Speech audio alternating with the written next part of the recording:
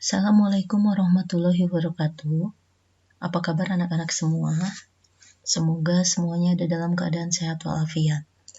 Baik, untuk pertemuan hari ini kita akan melanjutkan materi tentang pemostingan jurnal umum ke dalam buku besar. Minggu kemarin kita sudah menghitung bersama dari transaksi ke jurnal umum dari bengkel Andi. Nah, sekarang kita pindahkan jurnal umum ini ke dalam buku besar. Kita posting jurnal umum ke dalam buku besar. Jadi, yang dimaksud dengan buku besar adalah buku yang berisi kumpulan akun dan disusun secara berurutan sesuai dengan nama akunnya masing-masing, sehingga akan memudahkan kita pada saat membuat laporan keuangan. Nah, jadi langkah pertama yang akan kita lakukan adalah pemostingan dulu untuk akun kas. Di sini Ibu sudah membuat buku besar untuk akun kas. Nah, sekarang kita pindahkan untuk akun kas ini ke dalam buku besar. Kita lihat di transaksi jurnal umum, banyak terjadi transaksi yang menyebabkan keluar masuk kas. Nah, ini kita pindahkan satu-satu ke dalam buku besar. Oke, kita mulai dulu untuk transaksi tanggal 2. Untuk transaksi tanggal 2, di sini ada kolom keterangan apa yang harus diisi. Ini bisa diisi dengan cara melihat kembali dari transaksi yang telah dilakukan. Oke, tanggal 2 Januari, Tuan Andi sebagai pemilik melakukan investasi. Berarti di keterangannya kita bisa tulis investasi. Nah, kita lihat jurnal umum. Untuk tanggal 2 kasnya disimpan di debit, berarti di buku besar pun sama, tinggal disimpan di debit. Ini tinggal dialihkan. Oke, nah sekarang kita ke saldonya. Karena ini di debit, berarti saldonya juga sama, simpan di debit. Oke, lanjut kita ke transaksi tanggal 5. Di sini ada kasnya disimpan di kredit. Nah, berarti untuk tanggal 5 sama, kasnya tinggal disimpan di kredit sebesar Rp1.500.000. Nah, untuk keterangannya kita lihat di transaksi. Tanggal 5 Januari, karena perusahaan belum memiliki gedung, maka pada hari ini perusahaan membayar sewa gedung. Berarti di kolom keterangannya adalah pembayaran sewa gedung. Nah, besarnya tadi sudah 1.500.000. Sekarang kita lihat saldo akhirnya. Tadi awalnya ada 14.500.000 di debit. Nah, sekarang berkurang karena kita harus membayar 1.500.000. Berarti saldo kita berkurang, tapi tetap simpan di debit. Nah, sehingga saldo kita adalah 13 juta. Oke, kita ke transaksi berikutnya. Untuk tanggal 7. Tanggal 7 ini diketahui kasnya di debit. Nah, kita lihat di kolom di transaksi tanggal 7 Januari, perusahaan melakukan pinjaman ke Bank Raja. Berarti kas yang didapat dari pinjaman bank. Berarti kita tinggal tuliskan tanggal 7 Januari, keterangannya pinjaman dari Bank Raja. Nah, kemudian ini kasnya kan di debit. Nah, di buku besar juga sama. Tinggal dipindahkan sejumlah 5 juta. Akhirnya saldo menjadi bertambah menjadi 18 juta. Oke, kita ke transaksi berikutnya. Tanggal 15. Untuk tanggal 15, kas ada di kredit. Nah, ini kas ada di kredit. Berarti kita lihat transaksinya. Untuk tanggal 15,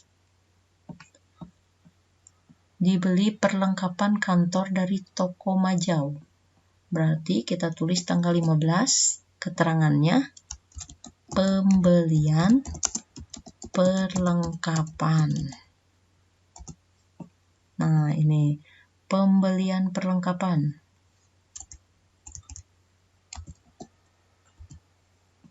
Oke. Pembelian perlengkapan ini kasnya di kredit 650.000. Berarti kita tulis di sini ya. 650.000. Nah, berarti saldo akhirnya berkurang menjadi 17.350.000 rupiah. Oke, sampai di sini mungkin sudah mengerti ya. Sekarang kita lanjutkan ke transaksi tanggal 19. Kas disimpan di debit.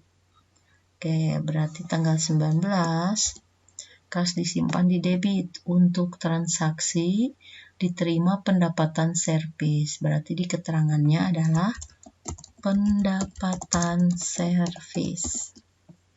Nah, tadi disimpannya di kas kan? Lihat tanggal 19, kas disimpan di debit sebesar 500.000 rupiah. Nah, berarti ini berpengaruh ke saldo akhirnya di debit menjadi bertambah 17.850.000 rupiah. Oke. Sekarang kita masuk ke tanggal 22. Oke, ini tanggal 22. Di sini ada kas 500.000 di debit. Oke, berarti kita tulis tanggal 22. Keterangannya adalah, lihat transaksinya kembali, 22 Januari telah diselesaikan servis besar. Nah, tapi baru diterimanya 500.000, sehingga kasnya di debit 500.000. Berarti di keterangannya apa? Pendapatan servis, sama seperti tanggal sebelumnya ya. Nah, disimpan lagi di debit sebesar 500.000, sehingga ini menambah lagi saldo di debit menjadi 18.350.000 rupiah. Next, kita ke transaksi tanggal 23. Oke, untuk transaksi tanggal 23, di sini ada kas disimpan di kredit. Berarti tanggal 23 transaksinya di kredit. Untuk transaksi apa? Kita lihat ke atas. Oke. Dibayar kepada kreditur di kota metro. Berarti ini transaksinya adalah pembayaran utang. Nah, disimpannya kan di kredit sebesar 400.000 rupiah. Sehingga menyebabkan saldo kita berkurang menjadi 17.950.000 rupiah. Ini untuk transaksi tanggal 23. Sekarang kita ke transaksi tanggal 25. Nah, di sini tanggal 25. Ini ada kas bertambah 600.000. Kita lihat transaksi tanggal 25. 25 Januari diterima dari debitur. Berarti di keterangannya adalah penerimaan piutang. Nah, tadi disebutkan kan di debit tanggal 25 nih.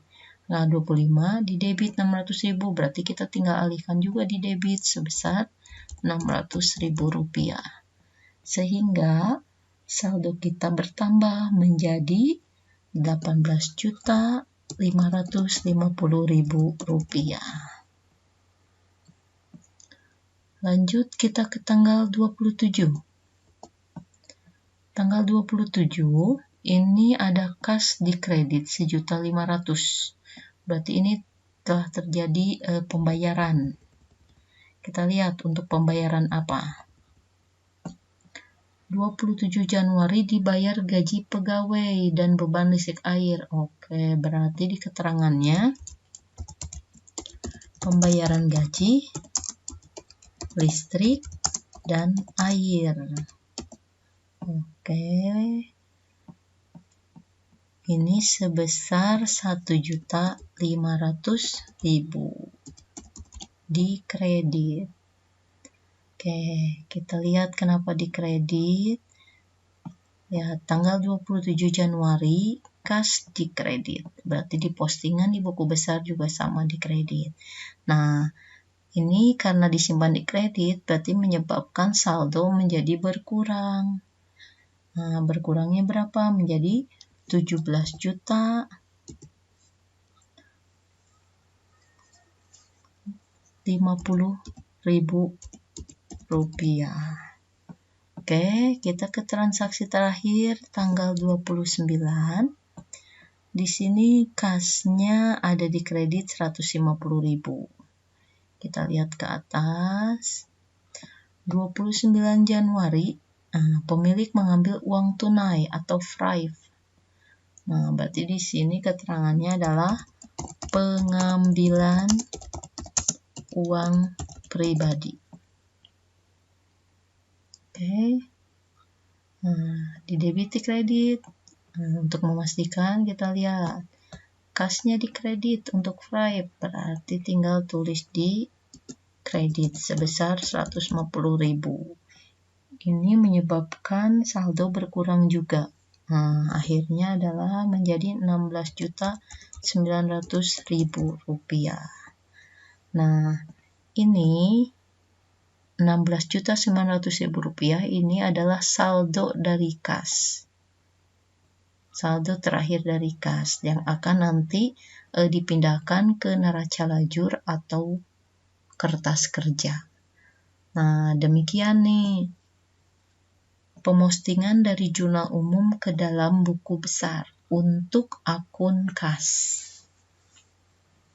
Nah, setelah itu kita akan melakukan pemostingan untuk akun-akun yang belum, seperti modal, beban sewa, utang, perlengkapan, pendapatan, beban gaji, beban listrik, ini belum dibuat posting. Nah, pengerjaannya sama. Untuk akun berikutnya, kita contohkan, misalnya untuk akun yang kedua ya, modal. Kita buat di sini kolomnya. Nama akunnya kita ganti, modal. Oke. Ini kita hapus dulu. Nah, untuk akun modal, bagaimana buku besarnya? Kita lihat ya. Untuk modal, di sini ada di transaksi tanggal 2. Berarti kita tulis transaksi tanggal 2. Nah, di keterangannya apa yang kita tulis? Kita scroll ke atas soalnya. Tanggal 2, Tuan Andi sebagai pemilik melakukan investasi. Nah, berarti untuk keterangan ini cukup ditulis modal Tuan Andi. Simpannya di mana? Karena di jurnal umum modal disimpan di kredit, maka di buku besar juga sama. Modal harus disimpannya di kredit. Oke, seperti itu. Nah, terus berikutnya apalagi? Karena modal hanya ada satu transaksi, berarti untuk akun modal, buku besarnya cukup sampai di sini. Nah, berarti di saldonya tetap sebesar 14.500.000. Nah, ini adalah saldo akhir yang nanti akan dipindahkan ke kertas kerja atau neraca lajur. Seperti itu.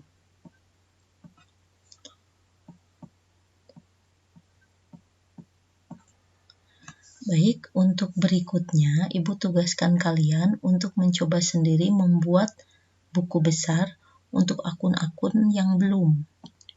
Jadi akun-akun yang belum dibuat buku besarnya adalah beban sewa, utang, perlengkapan, pendapatan, piutang, beban gaji, beban listrik, dan FRIF. Nah, sekarang tinggal kalian tulis di buku catatan masing-masing Dibuat kolomnya seperti ini, kolom dari buku besar. Kemudian jangan lupa di atasnya ditulis untuk nama akun masing-masing. Oke ya, silakan mencoba untuk membuat buku besar untuk akun yang belum. Nanti kalau setelah beres, Ibu akan periksa satu-satu setelah kalian upload di Classroom.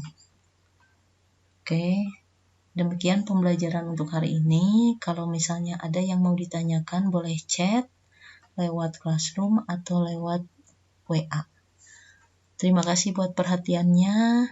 Semoga materi yang Ibu tampilkan hari ini dapat dimengerti dan dapat dipahami. Kalau ada yang mau bertanya, dipersilahkan. Wassalamualaikum warahmatullahi wabarakatuh.